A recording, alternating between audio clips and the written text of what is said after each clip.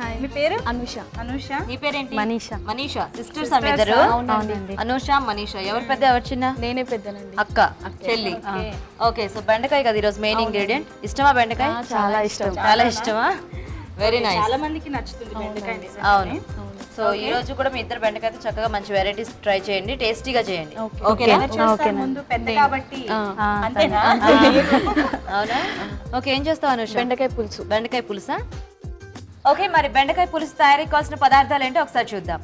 బెండకాయ పులుసు తయారు చేయడానికి కావాల్సిన పదార్థాలు: బెండకాయ ముక్కలు 1 కప్పు, చింతపండు గుజ్జు తగినంత, ధనియాల పొడి 1 టేబుల్ స్పూన్, జీలకర్ర మెంతుల పొడి 1 టీ స్పూన్, నువ్వుల పొడి 1 టేబుల్ స్పూన్, ఎండు కొబ్బరి పొడి 1 టేబుల్ స్పూన్, నూనె 3 టేబుల్ స్పూన్లు, తాలింపు దినుసులు 1 టీ స్పూన్, తరిగిన ఉల్లిపాయ 1, అల్లం వెల్లుల్లి పేస్ట్ 1 టీ స్పూన్, కారం తగినంత, ఉప్పు తగినంత, పసుపు చిటికెడు. బెండకాయ పులుసుకి కావాల్సిన పదార్థాలు చూసాం కదా. ఓకే అనుష, స్టార్ట్ చేద్దామా? ఓకేనండి. ముందుగా ఆయిల్ వేయాలండి. ఆవాలు, జీలకర్ర, నెక్స్ట్ ఆనియన్స్.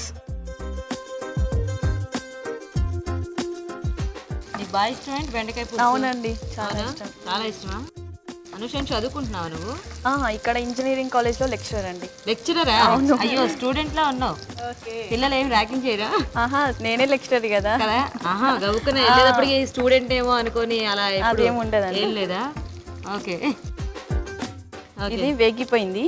ఇప్పుడు జింజర్ గార్లిక్ పేస్ట్, కొంచెం పసుపు. పసుపా?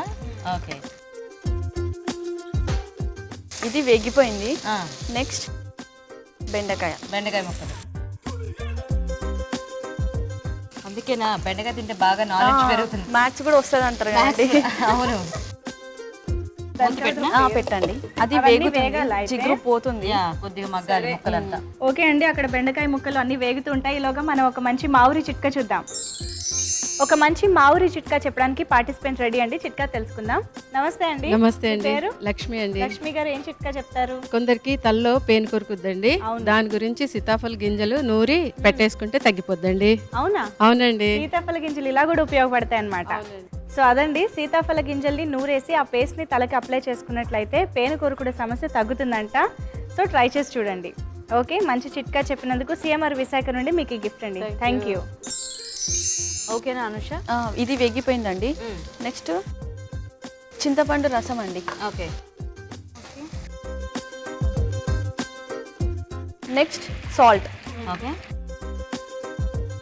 నెక్స్ట్ కారం.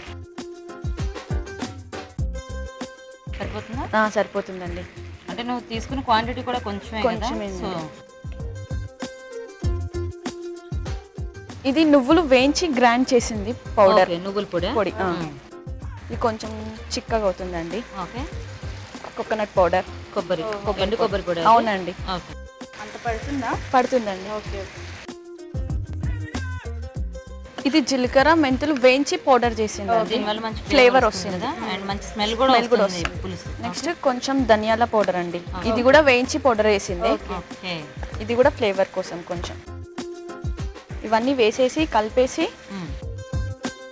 సిమ్లో అండి, సిమ్లో ఉడికించుకోవాలి. అయితే ఇవన్నీ బెండకాయ ముక్కలకి పట్టుకుంటుంది.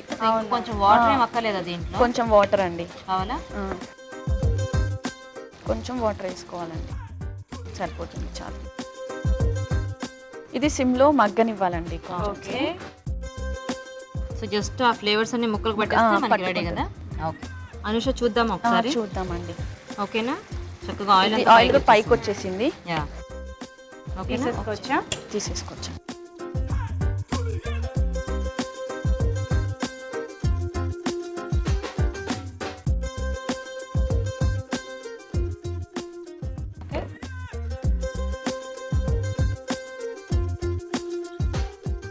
Okay, ready? రెడీ అండి, బెండకాయ పులుసు. Very nice.